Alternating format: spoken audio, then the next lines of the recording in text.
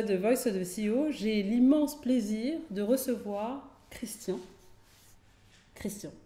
On le présente plus, hein. Il va se présenter lui-même d'ailleurs, moi je dis rien. Tu dis ça parce que tu as oublié mon nom de famille? Non, Dzela.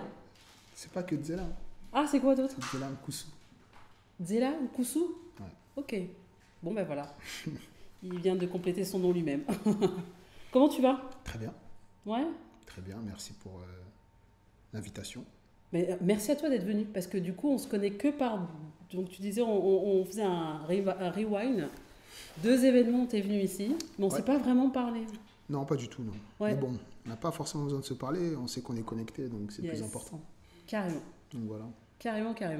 Mais moi, en fait, je pense que tu fais partie des personnalités noires les plus connues de France, de Paris, de quoi? Qu'est-ce que tu...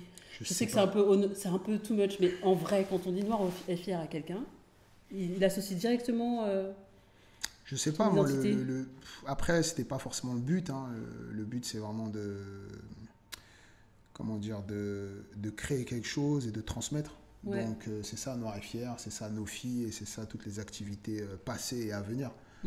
Donc, ma personne, je pense, et c'est pas pour faire le faux humble, hein, je suis pas dedans, mais ma personne n'importe peu tant que le projet existe, parce que j'espère qu'au-delà de mon passage sur cette terre, et de ce que je donne dans ce projet-là, j'espère que dans 10 ans, 20 ans, 30 ans, on parlera toujours de nos filles dans diverses activités, peu importe. Mais il faut qu'on en parle, il faut qu'on reste dans cette transmission-là, et il faut qu'on ait des choses un peu qui nous ressemblent et qui nous rassemblent.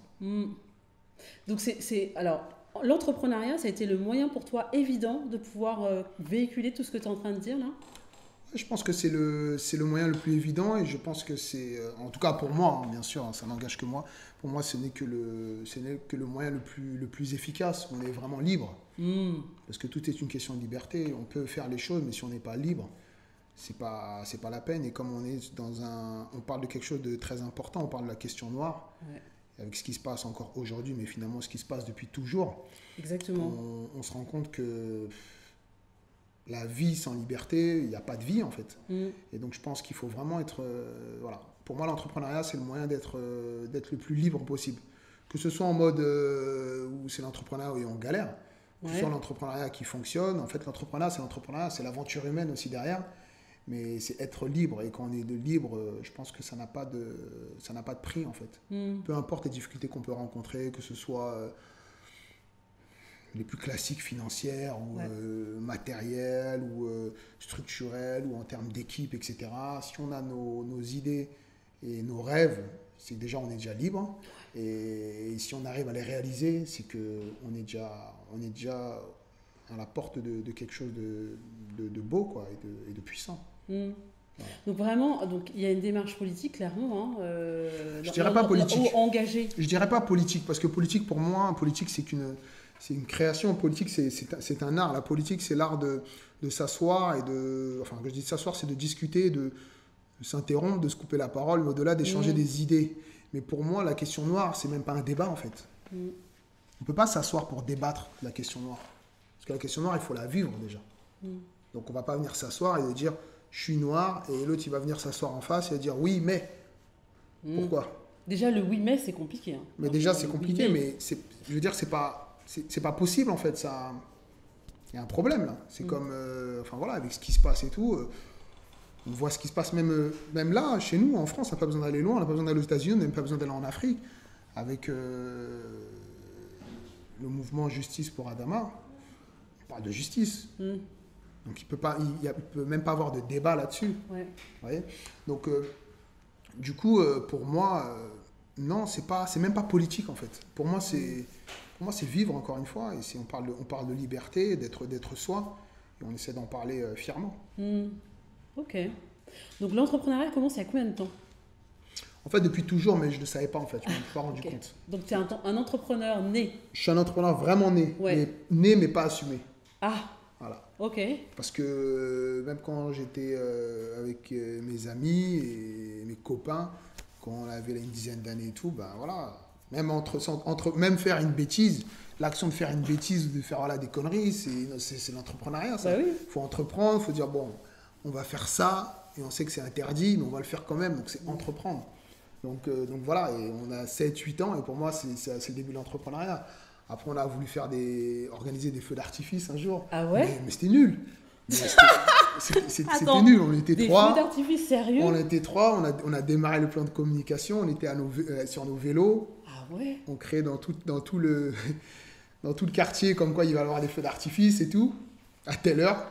On achetait des trucs un peu illégal aussi quand même. Ouais, mais c'était des feux d'artifice, on avait 10 ans, donc on achetait des pétards, mais c'était des pétards, c'était des trucs nuls quoi en fait. C'était nul, mais c'était l'entrepreneuriat, mais c'était pas nul en fait, parce qu'en fait on avait besoin de rêver, et ça fait encore des beaux souvenirs. Donc si vraiment que je pousse vraiment l'entrepreneuriat, pour moi c'est juste ça à ce moment-là. Ouais. Et après, quand je dis assumer, c'est que malheureusement en France, on favorise pas un peu ce genre d'esprit un peu créatif, ou qui sont un peu dans l'entrepreneuriat. On privilégie plus des voies, voilà, tu vas aller en BTS, ou tu vas faire ça, ou tu vois, à l'époque et tout. Et c'est un peu dommage. Donc du coup, c'était pas assumé parce que c'était peut-être en moi, mais j'en avais pas forcément. Je m'en étais pas rendu compte. C'est ce que je faisais quoi depuis toujours. Même dans ta famille, il n'y avait pas de. Non, parce qu'en fait, dans la famille, dans nos familles, surtout que c'est les premières générations à venir en France, avec des enfants qui sont nés, grandis ici, ben, c'était plus le modèle, il faut que tu aies ton bac, il faut que tu fasses les choses, quoi. Donc, à partir de là, non, mais en soi, je leur en veux pas, en fait. Ils ont fait ce qu'ils avaient à faire, ils ont rempli ma tête, et puis me voici. Donc, des études de quoi, du coup? T'es parti faire quoi les études? En fait, moi, je me suis rattrapé après le bac, parce que j'ai fait un bac électrotech, je me souviens, et je me suis rattrapé. Après, j'ai fait un DUG, éco-gestion, mais je suis pas allé au bout, je suis parti, j'ai créé une boîte, et puis voilà. Ok. C'était en 2003, je crois, 2002, 2003. Donc voilà. Et donc la vie étudiante, ok, mais tu savais que l'entrepreneuriat était là, mais tu savais pas, enfin tu vois, là tu prends du recul, avec l'âge tu te dis, bon bah en fait c'est là depuis longtemps, mais à l'instant T tu sais pas. À l'instant T, vraiment dans les années 80, début des années 90, mais après à partir des années 2000, le mot entrepreneur il n'était pas encore à la mode, mais moi je savais que quelque part, j'ai fini par comprendre que au début des années 2000 que moi c'était les affaires, le business, créer une entreprise, avoir des salariés, avoir des projets, peu importe le projet. Être libre. Peu importe le projet, c'était même pas une question de nos filles, noir et fier et de ça, c'était rien à voir. Demain tu me dis tu vas monter une boîte dans une fabrication tu vas fabriquer des cartons, mais je rêve, je kiffe. Voilà, c'était vraiment l'idée, c'était vraiment d'entreprendre en fait. Ok. Et alors, Noir et Fier, du coup, ça vient comment? Est-ce que tu connais la naissance de ça? Ça vient du cœur. Ok. C'est venu de mon cœur, tout simplement. Et j'avais l'envie et le besoin d'écrire et d'exprimer une pensée ou une émotion. Et c'est Noir et Fier qui est arrivé. Ok. Donc, c'est arrivé, c'est plaque et c'était une évidence. C'est vraiment arrivé comme ça. C'est vraiment arrivé comme ça. Consciemment ou inconsciemment, je ne sais pas, peut-être parce que je n'ai rien inventé, je n'ai pas inventé ce terme-là. James Brown, il le disait, et puis plein de personnes ont pu le dire par le passé, que ce soit en France et surtout aux États-Unis, et même peut-être en Afrique. Mais l'idée de le mettre sur un t-shirt, c'est moi qui ai eu l'idée de le mettre sur un t-shirt, et c'est ce qu'on a fait, parce que j'étais pas tout seul, j'ai eu l'idée, mais après l'idée, il fallait la développer. Bien sûr. Et on a essayé de bien le faire avec tout ce que ça implique et tout ce que ça comporte. Et 15 ans plus tard, nous voici. Encore, là. Encore, toujours. Et toujours après d'ailleurs. Parce que tu parlais tout à l'heure, tu me disais, le plus important finalement, c'est pas juste de créer un truc et de faire exister la chose par soi-même. Bien sûr. Mais c'est de justement laisser l'autonomie à cette idée, à ce concept, pour qu'il puisse perdurer après. Exactement. Ok. Donc perdurer après son existence physique sur Terre finalement. Exactement. Bon. Et alors du coup, là aujourd'hui, Noir et Fier, c'est quoi? Si on doit expliquer ce que c'est, là par exemple, moi j'ai des enfants, je leur ai dit voilà, je reçois le CEO de Noir et Fier. Ah oui, Noir et Fier c'est quoi? Je leur explique quoi? Noir et Fier à la base c'est un symbole, mais c'est surtout un état d'esprit. Noir et Fier c'est une connexion, Noir et Fier c'est une solidarité, Noir et Fier c'est de la dénonciation, c'est tout ça. Donc aujourd'hui Noir et Fier c'est plus un totem, c'est plus un symbole, c'est plus l'état d'esprit, c'est l'esprit Noir et Fier. L'esprit Noir et Fier c'est l'esprit déterminé, l'esprit solidaire, l'esprit généreux, l'esprit engagé, l'esprit bienveillant, altruiste, c'est tout ça Noir et Fier. C'est ça pour moi être Noir et Fier. Maintenant, derrière l'esprit Noir et Fier, il faut créer des choses et on a des outils pour ça. Donc ce qui s'est passé quand on a créé Noir et Fier, c'était en 2004. Et après, on a créé la page MySpace, je pense. Non, au début, on avait un Skyblog en 2006-2007. Et après, on a créé un MySpace. Ok. Et après, il y a Facebook qui est arrivé avec les pages fans. Ouais. Et c'est en 2008. Et c'est à partir de 2008 qu'on a créé la page Noir et Fier. Et de 2008 jusqu'à 2013, c'était du partage de contenu. Voilà, c'était vraiment échanger, partager, diffuser. Voilà. C'était ça Noir et Fier. Et après, il fallait aller plus loin. Et en bon entrepreneur que nous sommes, on s'est dit on va créer un média. Parce qu'on sentait le besoin. Et donc, on a créé Nofi. Nofi qui veut dire naturellement donc Noir et Fier. Yes. Et donc, de Nofi est né le Nofi Group. Parce que quand on crée un média et quand on analyse un peu ce qui se passe dans la communauté et tout, on en perçoit aussi des fois les manques et les besoins. Donc du coup, on dit Nofi Group parce qu'il y a plusieurs entités, plusieurs activités.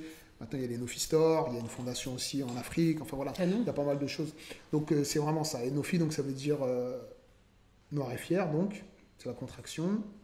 Et c'est vrai que j'avais vu, pas récemment, ça fait longtemps que je le sais, mais on l'avait reposté là récemment sur Instagram. Nofi, ça veut dire aussi rêver en malgache. Ok. Voilà. D'accord, super. Donc là, des stores, t'en as combien? 2, il y a un troisième qui va ouvrir là à Bruxelles. Il y en a un à Saint-Denis, un à Lyon, et un troisième ouvrir à Bruxelles là d'ici la fin de l'année. Wow. Et j'espère en ouvrir 2 autres l'année prochaine, mais plus en banlieue, région parisienne. Oui, là où il y a en fait... Ouais, j'ai envie vraiment... En fait, l'idée, c'est vraiment de vulgariser la culture noire, en fait. C'est vraiment la rendre accessible et pas simplement dans une catégorie... dans un truc genre un truc de streaming ou dans une petite catégorie Renoir et puis, voilà, et tout. Faut la vulgariser, faut que c'est en vulgarisant les choses qu'on normalise un peu les choses. Donc c'est clair. Donc voilà, l'idée c'est un peu ça. L'idée c'est vraiment de vulgariser. Là à Saint-Denis, on est en face de Sephora. Les gens le matin ils prennent le métro, ils prennent le métro, ils sortent et tout. Et même s'ils rentrent pas dans la boutique, il y a marqué Nofi Store. Ça veut dire la boutique Noir et Fier. Et ils voient l'enseigne, ils voient les poupées noires, ils voient les jeux de cartes, ils voient tout ça, ils voient les livres et tout. Ils se disent OK. Et même s'ils n'achètent pas,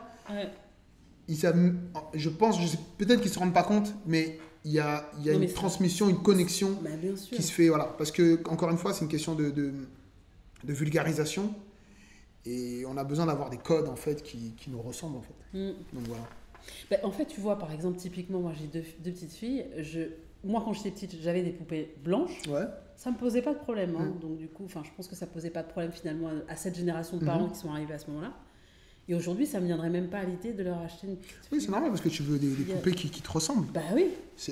Et c'est normal, on a besoin d'avoir des modèles et tout. Donc, et heureusement qu'on maintenant, c'est beaucoup plus accessible. Ouais. À une époque, ça n'existait pas. Ça. Ah non, ça n'existait pas du tout. Peut-être aux États-Unis, mais parce que voilà, mais ils s'étaient organisés pour, mais ça n'existait pas. Et encore là, même, on peine c'est pas évident. Non, c'est pas mainstream du tout. C'est pas encore mainstream. Et puis bon, c'est à nous de le rendre mainstream, mais dans notre idée du mainstream, pas l'idée du mainstream noyé dans une masse. Voilà. Parce que quand on pense mainstream, on pense forcément que c'est être noyé. Donc voilà. Non, c'est juste que en fait, ça devient un truc qui est dans l'inconscient collectif, c'est normal. J'ai un choix entre une poupée blanche, une poupée noire en fonction de là où je viens, bien sûr. Même asiatique, ce que je veux, bien mais sûr. pas un modèle où effectivement, après la représentation clairement qu'on se fait quand on grandit, et je vais te dire, moi j'ai un imaginaire où je me vois blanche. Ouais, parce que bien sûr. ma petite poupée était bien blanche. Bien sûr, en c'est fait. exactement ça. C'est comme moi quand je dessinais et tout, instinctivement, j'avais, je me rappelle, j'avais créé une histoire d'un super-héros. Avant Black Panther, alors. Ouais, avant Black Panther. Ça n'était pas Black. Oh mince alors. Non, mais voilà, c'est juste pour dire à quel point, après, c'est pas une question non plus de... Enfin, c'est plus, ça démontre un peu l'aliénation culturelle et cette force que ça peut avoir sur ce qu'on est, en fait. Tu te représentais comment, toi? Pareil, moi, je ne me représentais pas, parce que moi, j'avais déjà, chez moi, j'ai une représentation... J'avais mon père, et puis j'étais fier de lui, parce que quand il revenait à chaque fois du travail, comme c'était un ancien militaire, voilà, c'était un commando, donc voilà, il venait avec son béret vert et tout. Moi, c'est bon, j'avais la représentation et tout. D'accord. Et moi, j'aimais frémer devant mes copains, etc. Et tout. Donc pour ça, j'avais pas de problème, j'avais pas trop de problème par rapport à ça. Mais c'était moi et moi, en fait. Et moi, je pense que ça crée beaucoup de carences et de séquelles, mais qu'on se rend compte plus tard, en fait, dans des réflexes, dans des habitudes et tout.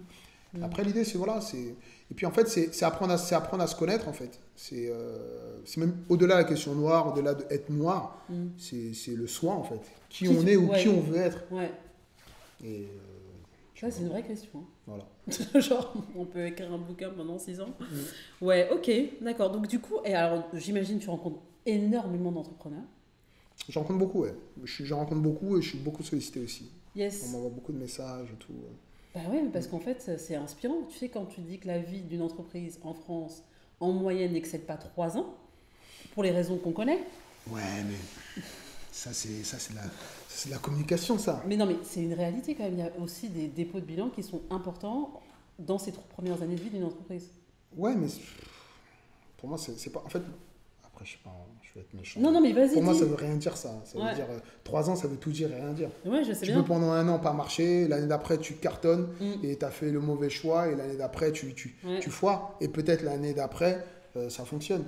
Là, on est chaud avec nos iPhones, Apple et tout. Il faut regarder l'histoire d'Apple. Ouais, l'histoire d'Apple, c'est fulgurant. Et après, c'est la galère. Ils ont sorti un ordinateur qui n'a pas marché. Ouais. Je crois que c'est Lisa, je crois. Et voilà, c'était la galère. Et après, ils ont essayé de revenir. Ils n'arrivaient pas. Et après, ils ont viré Steve Jobs. Ouais. Et après, ils arrivaient encore moins. Ouais. Et Steve Jobs, il a essayé de lancer des trucs. Entre-temps, il a fait Pixar. Donc, Toy Story, etc. Et tout. Disney, voilà. Ouais. Donc, en fait, la vie de l'entrepreneuriat, c'est la vie des hommes. Voilà. Donc pour moi, quand on parle de la vie d'une entreprise 3 ans, la vie d'une entreprise 5 ans, à bout des 5 ans, c'est pas vrai. Parce qu'au bout des 5 ans, je peux m'étouffer, je peux m'essouffler. Regardez, ça fait des années qu'on existe, mais il y a eu le Covid, ça a fait mal. Ouais. Et pourtant, ça, c'est la vie. Donc pour moi, c'est une question d'hommes. Si les hommes sont debout, quand je dis homme avec un grand H, bien sûr. Si les hommes sont debout, ben, l'entreprise sera debout, parce que l'entreprise, c'est soi en fait. Des idées, ça n'appartient à personne tant qu'elles ne sont pas encore créées. Donc l'entreprise, c'est soi. C'est qui on est, qu'est-ce qu'on veut faire et qu'est-ce qu'on veut donner. Nos référents, avant, c'était des t-shirts. Maintenant, on vend on a un média, on a une boutique, on a une maison d'édition, on signe des auteurs qui font de la BD, qui font de la littérature et tout. Mais ça n'a plus rien à voir avec le t-shirt. Ouais. Donc, c'est juste réfléchir et de se dire, ok, qu'est-ce qu'on fait, comment je me renouvelle et comment je m'adapte aussi à mon marché et comment je survis en fait. Donc, est-ce que si je suis sur les stats... C'est que la survie? Oui, c'est d'abord la survie. Ouais. C'est toujours une question de survie. Toujours.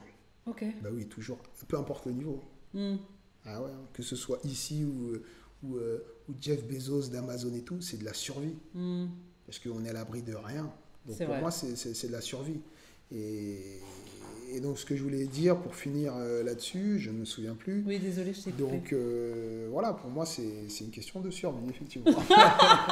Non, tu parlais de se réinventer, en fait. Ouais. De la notion de se réinventer. Ce qui est intéressant, c'est que nos filles, nos t-shirts, nos filles... En fait, tu as évolué. Tu parles de l'évolution comme en tant qu'homme, un homme avec grand H. C'est-à-dire que ma vie, elle a aussi évolué. Et en fait, les idées de se réinventer se sont véhiculées avec ma vie qui a aussi évolué.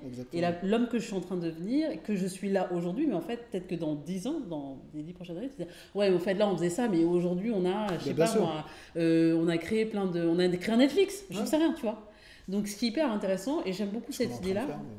Tu dis ? C'est ce qu'on est en train de faire. Ah bon ? C'est vrai ? Ben voilà, c'est très bien.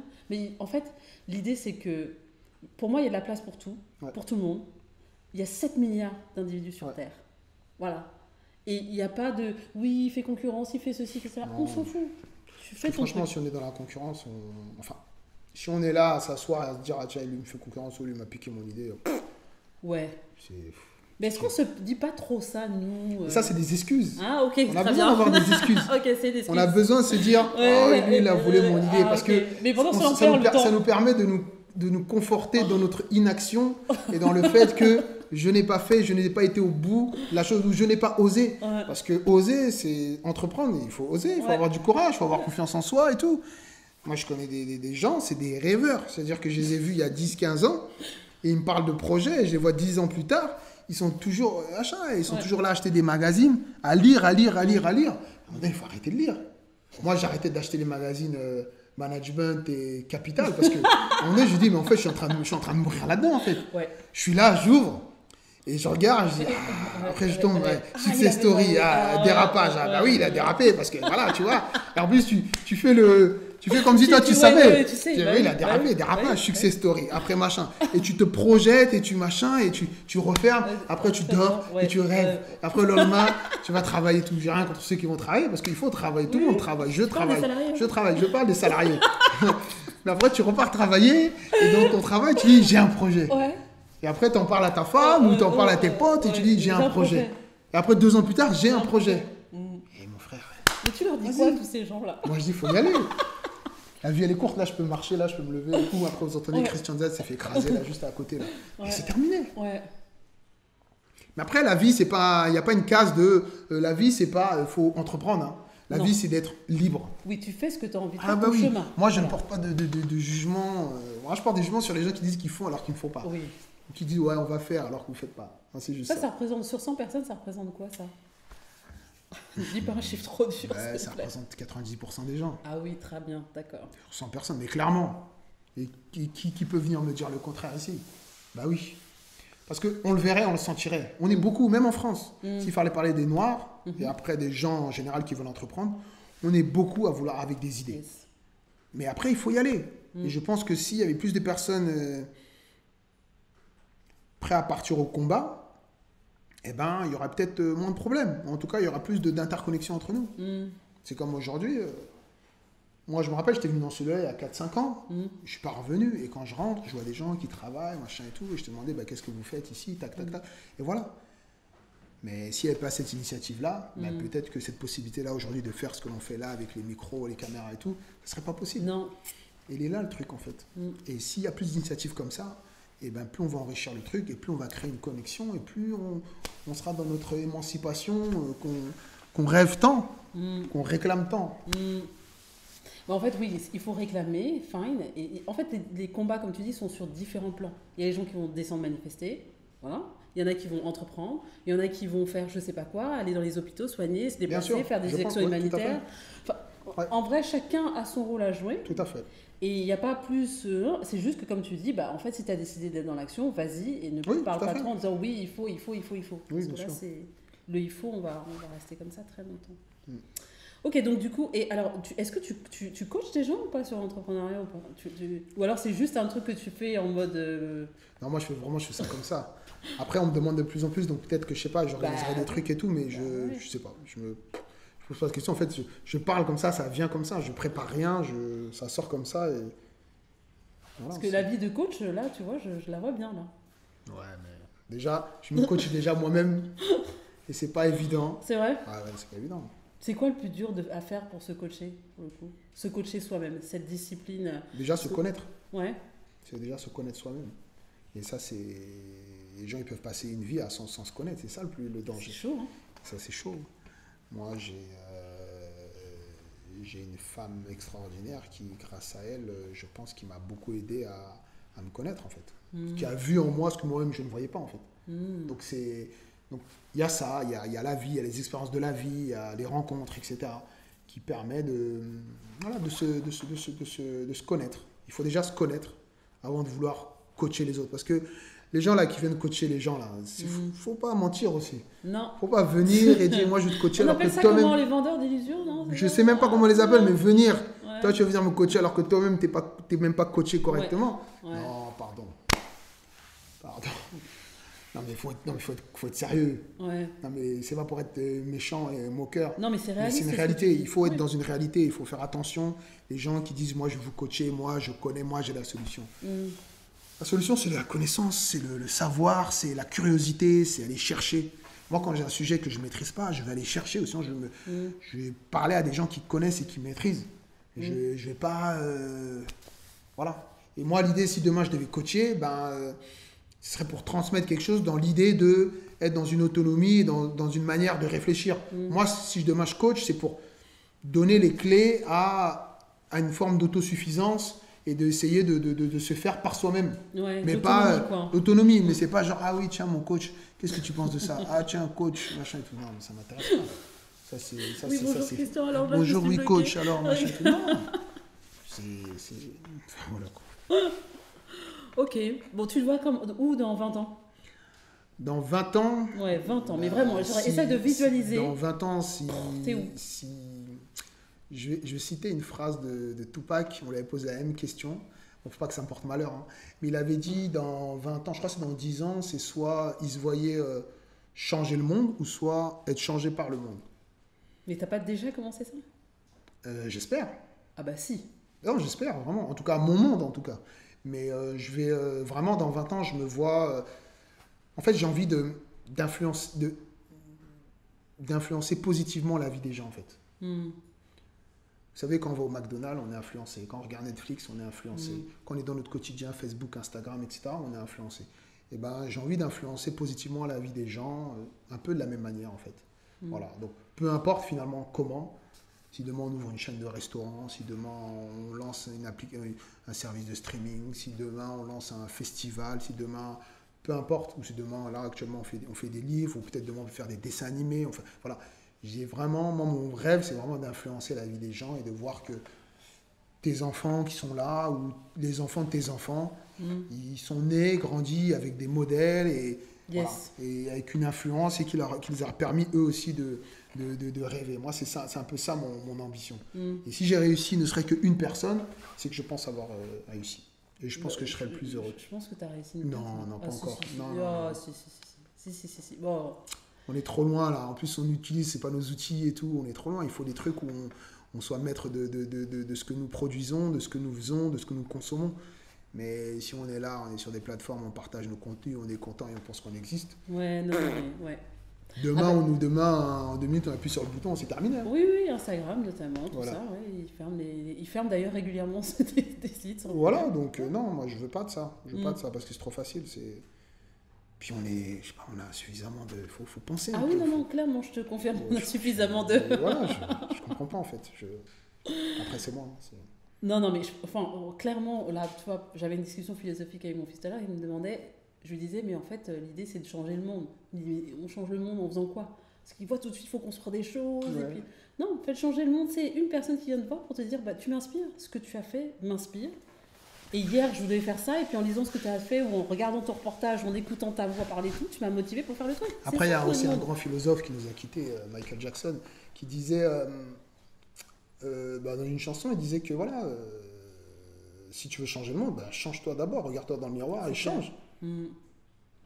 Ça sert à rien de vouloir, on va changer le monde, mais si toi-même tu peux pas changer, si toi-même tu peux pas entrer dans une pièce et dire bonjour aux gens, déjà c'est un problème. Ouais, c'est clair.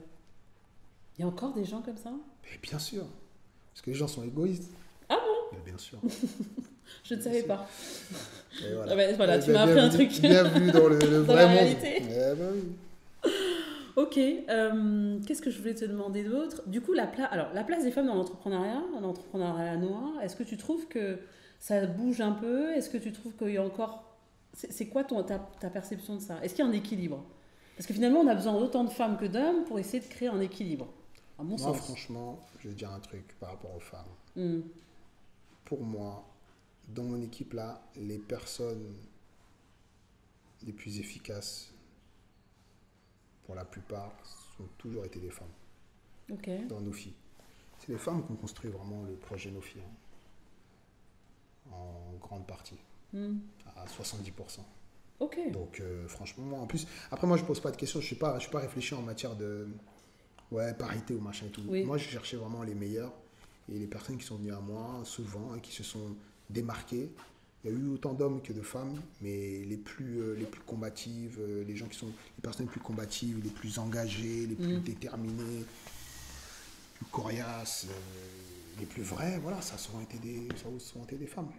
Donc voilà, puis on continue. Ok. Et alors le leadership, du coup, comment tu as appris à être un leader? Alors, il y a le leadership pour moi, et après il y a le manager. C'est deux choses différentes. Ben moi, je suis peut-être un bon leader. Après, je suis pas forcément un bon manager. Donc il faut apprendre à déléguer et trouver les bonnes personnes, bien s'entourer. Voilà. Moi, je suis plus un visionnaire et la vision. J'ai plus la vision et tout. Ouais. Mais sur la partie opérationnelle, ça, je dis pas que je sais pas faire, mais je pense trop.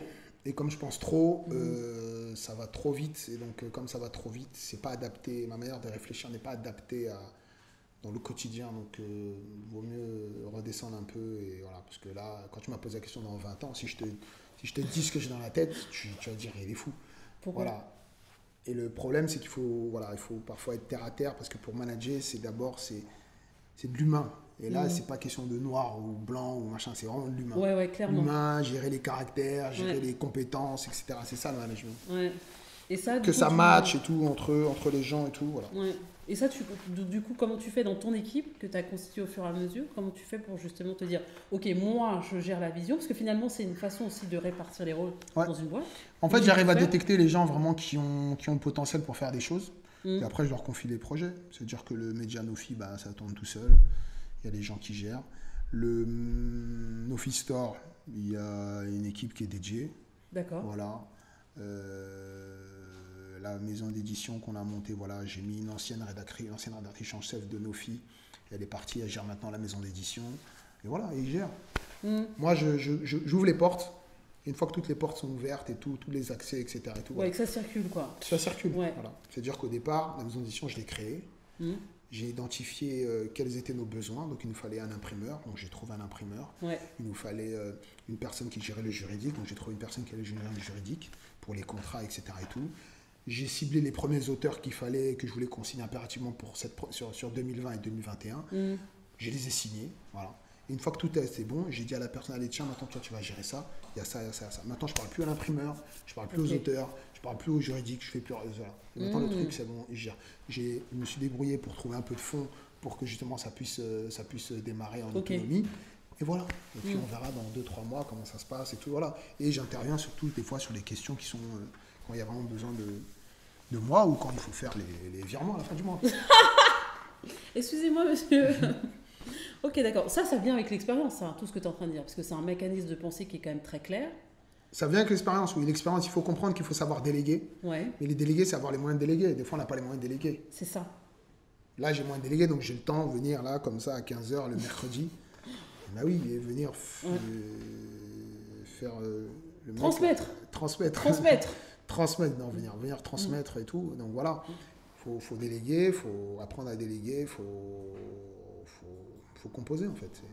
Faut faire avec ce qu'on a, tout simplement. Du coup, qu'est-ce que tu donnerais comme conseil aux entrepreneurs, là, aujourd'hui? Vraiment, genre, ok, je vais être plus précise même. Toi, il y a 15 ans, qu'est-ce que tu dirais à la version de toi, il y a 15 ans, qui entreprenait? Tu lui dirais quoi? Je dirais, Christian, déjà, calme-toi d'abord. Sois pas trop pressé. Ouais. Gère mieux l'argent. Ouais. T'éparpilles pas trop. Et entoure-toi mieux. Et reste maître de ton projet. Reste le leader incontesté de ce que tu fais. Parce que du coup, c'est-à-dire quoi? Toi, tu as l'idée, donc tu vois, tu es le soleil en fait. Donc du coup, tu as plein de gens qui peuvent venir. Je sais pas si je suis le soleil, mais à l'époque, je me souviens, moi j'avais l'un de mes plus proches collaborateurs avec qui on a lancé Noir et Fier qui me disait, ouais, il faut que tu prennes ta place de chef. Et dans Noir et Fier, quand on a commencé, on était 5-6 et tout. Et c'est vrai que je savais que le projet venait de moi. Donc il y avait ce côté un peu, il y avait une sorte de complexe, une dualité en moi parce que je savais que c'était moi qui avais fait le projet. Ouais. Donc on pouvait être assis et je pouvais écouter tout le monde. Mais au fond de moi, je savais que le projet venait de moi. Donc j'avais une sorte de inconsciente de supériorité en fait, inconsciente vis-à-vis des autres. Mais pas malsain, hein, mais c'était plus dans le côté, voilà. C'est le leader. C'est moi le projet. Mais quand il fallait prendre des décisions et tout, j'étais trop dans le partage, j'étais trop dans le... Alors que des fois, j'aurais dû peut-être plus imposer. Voilà. Mais même moi, après, voilà. Ah oui, la rigueur aussi, très important. La rigueur de quoi exactement? Il faut être rigoureux, en fait, dans ce qu'on fait. Il faut être rigoureux. Parce qu'on peut écrire une lettre, et si on n'est pas rigoureux, on ne se relie pas. Et la lettre, elle est bourrée de fautes. Pourtant, le message, il est là, il est clair. On a compris que tu es déterminé, tu es engagé, tu es passionné, et tu envoies ta lettre. Yes. Mais une lettre de personnes déterminées, passionnées, engagées, bourrées de fautes, ça allait, fini. C'est fini. Fin du Alors game. qu'une lettre d'une personne déterminée, engagée, passionnée, zéro faute, voilà. Mais ça, c'est la rigueur. Et moi, pendant 10 ans, 15 ans, c'était bourré de fautes. C'est vrai? Voilà. Donc là, maintenant, je sais prendre des cours d'orthographe. Lis pas les textos de la nouvelle génération, là, tu vas tirer. Moi, j'en fais des fautes sur WhatsApp. Non, mais là, c'est pire, en fait. C'est écrit en onomatopée, les trucs. Genre, je veux dire, les mots n'ont aucun sens. Tant pis pour eux. C'est chaud. Tant pis pour eux. Parce que les mots, c'est des clés. Ouais. Les mots, c'est des clés, c'est des armes, c'est des outils. Les mots, c'est des clés, c'est des armes, c'est des outils. Et ceux qui ne comprennent pas ça, ben, ils sont cuits. Donc tant pis pour eux. De toute façon, ils vont se rendre compte. Hein, la vie, c'est pas Snapchat. Hein. Ah. Ouais, mais bon, là, tu vois, en fait, je trouve que la matrice des TikTokers, Snapchatters, je sais pas si on dit Snapchatters, bon, bref, tout cet environnement-là, hein, c'est cool, il y a plein de trucs, c'est génial, machin. Mais ça crée quand même des cerveaux complètement différents. Bah, mais en vrai, il n'y a rien qui change, c'est toujours la même chose, mais c'est juste l'histoire qui se répète, ça crée des sortes de ghettos, en fait. Ghetto numérique ou ghetto digital, on peut appeler ça comme ça, parce qu'en vrai, on est dedans, mais on ne sait pas ce qu'il y a forcément derrière, ou on sait peu, ou on ne sait pas qu'est-ce qui nous attend. Mais pour ceux qui ont vécu, lorsqu'on vit dans des quartiers où on est en majorité, moi j'étais dans un lycée où la majorité, c'était que des Noirs et des Arabes. Mais c'est-à-dire que pour nous, le monde, c'était ça. Ouais.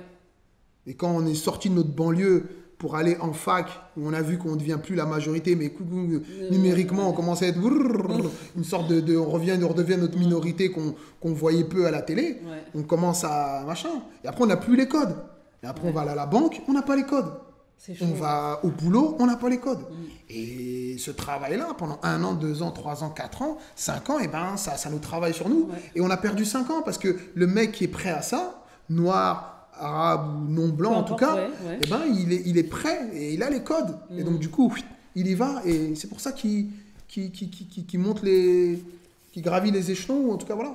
Et après, les gens, ils sont frustrés, ils pensent que, ouais, tu dis ça parce que je suis noir. Mais non, c'est parce que tu n'as pas les codes. Ouais. Si tu ne t'exprimes pas bien, ou si tu t'exprimes avec un accent de la banlieue, ou de la banlieue, là, je suis vraiment... non, mais tu parles un français, mais tu vois, quel point. Tu vois ce que je veux dire, c'est une question de code. Moi, j'ai rien contre l'accent. Voilà, moi, je m'adapte. Je vais parler d'une certaine manière quand je suis en interview. Je vais parler d'une autre manière quand je parle avec mon fils. Je vais parler d'une autre manière quand je parle avec ma femme.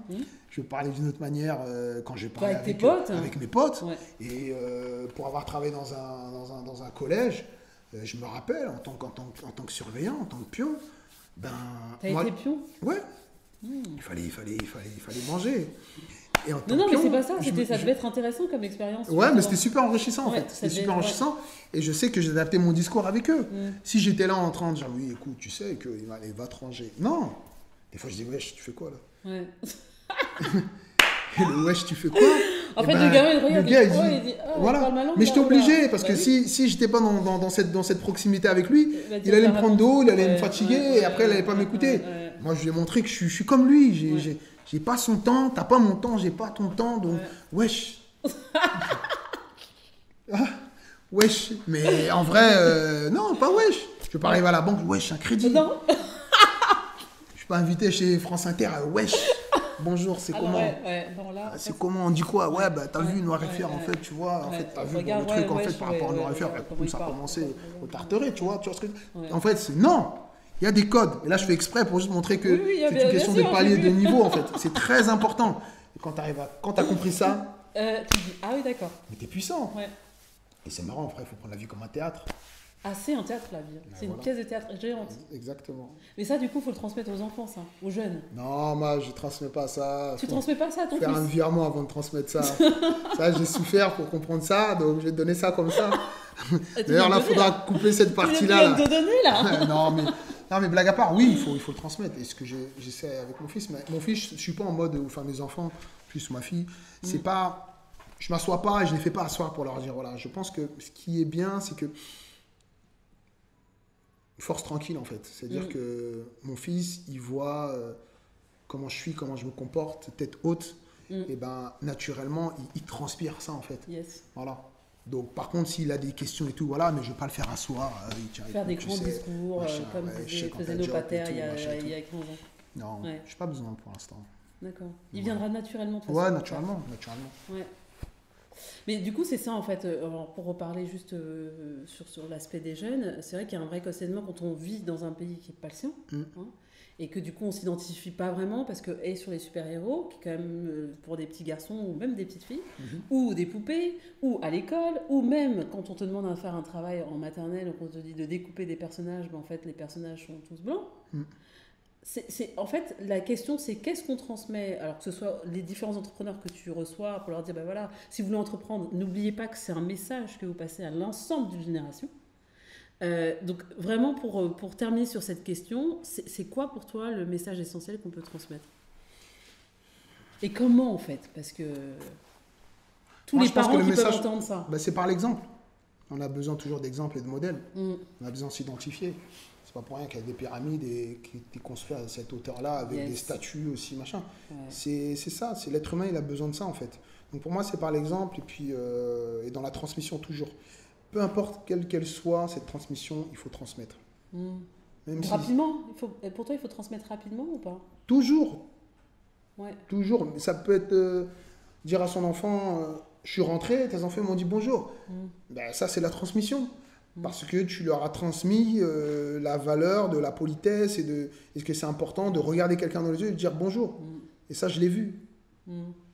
Donc, en voyant ça, j'arrive à situer quel type d'éducation plus ou moins est donné que tu donnes. Mais ça paraît rien. Ça paraît rien. Mais en fait, c'est tout. Non, mais c'est tout. Et les gens te font remarquer en plus. Tu vois, c'est tout. Ouais. Et je vois. Un enfant qui dit bonjour, qui est là, et qui te regarde dans les yeux, et qui regarde Dieu dans les yeux, et dit bonjour avec un sourire. Et voilà. Et donc on voit déjà direct, donc ça cadre. Et c'est ça la transmission. Parce que ça, c'est un code qu'il a et qui va lui servir. Parce qu'on ne se rend pas compte, mais il y a des gens qui ne disent pas bonjour. Même pas à ses parents. Ils se lèvent le matin.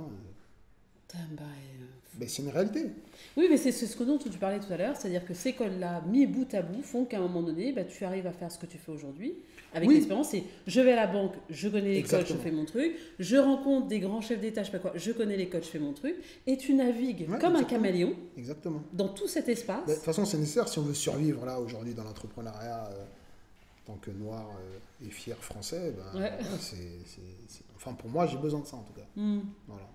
Et alors du coup en Afrique, t'as des projets ou pas? Oui, on tente, on échoue, on se relève. Ouais. On investit, on tente, on est déçu et on se relève. C'est compliqué l'Afrique, mais c'est normal parce que né grandi en France, on ne connaît pas l'Afrique. Donc voilà. Il s'agit juste de ça. Et une fois qu'après on a compris, les projets fonctionnent. Donc pour le moment, on soutient plus des projets qui sont existants. D'accord. Avant de créer. Donc il y a des gens qui ont des petits projets agricoles, donc on les soutient un peu financièrement, on leur achète un peu de matériel et tout. Et aussi, on gère aussi un internat avec des enfants. Ah ouais, cool. C'est où? C'est à Nkaï au Congo, dans la ville de Nkaï. D'accord. Congo-Brazzaville. Et voilà, donc on gère cet internat-là. Et c'est pas évident tous les jours, mais voilà, on le fait parce qu'on en a hérité. Et on nous l'a confié. Donc voilà, donc on a créé une fondation pour ça. Et puis on essaie d'avancer petit à petit et faire ce qu'on peut faire avec nos moyens. Super. Écoute, vraiment, je pense que ce sera le mot de la fin. Moi, je trouve que... En tout cas, ce qui était intéressant là dans toute cette interview, ce que j'ai retenu, c'est vraiment le fait que, être entrepreneur, c'est juste suivre son évolution en tant qu'homme, avec un grand H, et la transmettre dans son entreprise. Tout à fait. C'est ça, hein. Avec les valeurs de l'amour, de la bienveillance, de la générosité. Exactement. Donc ça sort de là, pas d'ici? Non, ça sort d'abord de là. De là, hein. Mais ça sort que de là. Ah oui, ça sort que de là. Ici, en vrai, c'est des idées. Ouais. Mais s'il n'y a pas là, il n'y a rien, il n'y a pas de moteur, il n'y a pas de carburant. Ici, c'est des idées. C'est-à-dire qu'aujourd'hui, je peux avoir une idée. Ah tiens, je devrais faire la location de loft. Mais il faut que j'ai le cœur pour pouvoir m'investir et me dire, tiens, je me lance dedans. Donc ça sort que de là. Ok. Là, c'est des idées et puis c'est toujours fièrement, tout simplement. Toujours. Voilà. Super. Merci beaucoup, Christian. Merci à vous. Ouais, c'était un super moment. En tout cas, merci. Je te souhaite plein de bonnes choses. Beaucoup de lumière. De lumière? Ouais. Mais quelle lumière? C'est les néons, celle que tu veux. La lumière du jour? Non, celle que tu veux. Non, je blague. Celle que tu veux. Beaucoup. Ouais, beaucoup de lumière. En tout cas, tu mérites. Et ne sous-estime pas ta capacité à influencer les gens. Ok. Voilà. Je prends bonne note. Génial. Merci beaucoup. Bonne soirée, journée, comme vous voulez. À bientôt pour le prochain Voice of the CEO.